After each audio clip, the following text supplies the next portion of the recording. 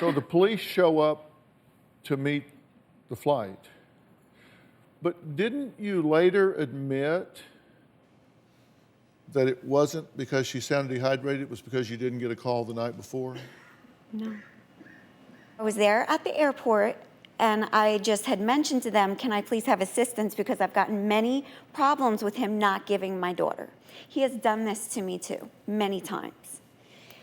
And I was there. You live He in a would not give delusional me my world daughter. right now. I am speaking. He would not give me my I'll let daughter.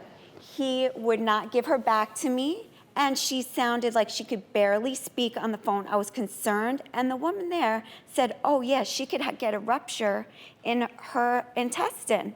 And she was scaring me. Who said this? The woman in the airport. She was, What woman in the airport? it was a security guard or something. They were scaring me. So she goes, oh, I'm going to call the EMTs and make sure she's okay. You weren't even there, right? You were I on your was honeymoon. not there. We were together in Colorado still. And a family member was Yes, my parents, accompanying the child. Yeah. She would refuse to give me my daughter. So when they got off the plane, Well, you just said you had the police come because you knew he wouldn't give you your daughter. He was in Colorado. Well, the grandmother wouldn't give me my daughter. Okay, well, the child was fine. You did admit that you called the police because you got no call the night before. our wedding night, that we didn't have the flower girl call you. Yeah. Okay, we jump ahead now a couple of Get months. you 15 minutes of fame. And This is you fame for petition you. now to restrict his contact. Then in February, you violate the custody agreement. You're held in contempt of court, and you're given 6 months in jail.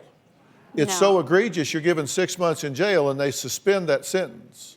You recall this? No. You don't recall being held in contempt of court and given a suspended jail sentence? They never gave that to me. They never said I was to go to jail. They never said It that. was suspended. Here's what the This is very judge's order manipulated. said. By proof beyond any reasonable doubt, the respondent willfully violated said order. It is therefore ordered that the above-named respondent, you, hereby is committed to the Suffolk County Correctional Facility for a term of 6 months with execution of sentence suspended for a period of 1 year pending compliance with this order. With his mother. Because she also had gotten unheard of visitation every other weekend. You weren't aware of it, but you did appeal it. The seriousness of it, I was not aware of that jail term. They never said anything. You appealed it, Well, that was 2010, so and the I appeal guess. was denied.